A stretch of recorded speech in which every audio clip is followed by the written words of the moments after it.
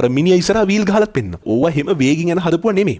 Indian bike හදලා තියෙන්නේ ඒ Japan bike එකට සාපේක්ෂව ඉන්දියන් බයික් බර අඩුයි. ඒකට හේතුව තමයි මේ බයික් දෙකක් ගිහලා හොරන කාර් එක හැපෙන සීන් එක දැක්කද? ඒක ඉස්සරහින් එන බයික් එකේ හෙඩ්ලයිට් එකවත් නෑ. මගේ ලයිට් එක පත්තු කරගෙන නැහැ මිනිහා.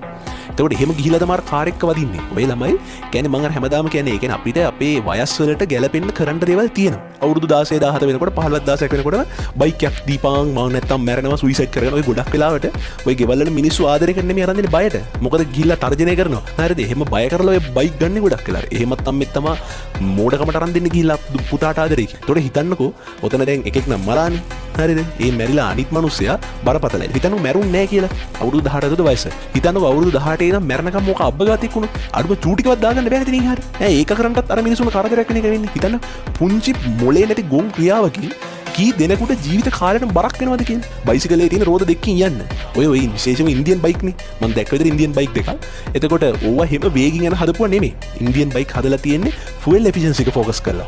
එතකොට ඒකේ බයික් වල සාමාන්‍ය ස්ටෑන්ඩඩ් බයික් එක ජපාන් බයික් එකට සාපේක්ෂව ඉන්දියන් බයික් බර අඩුයි. ඒකට හේතුව තමයි එයාලා ફોකස් කරන්නේ ෆුවල් එෆිෂන්සි එක.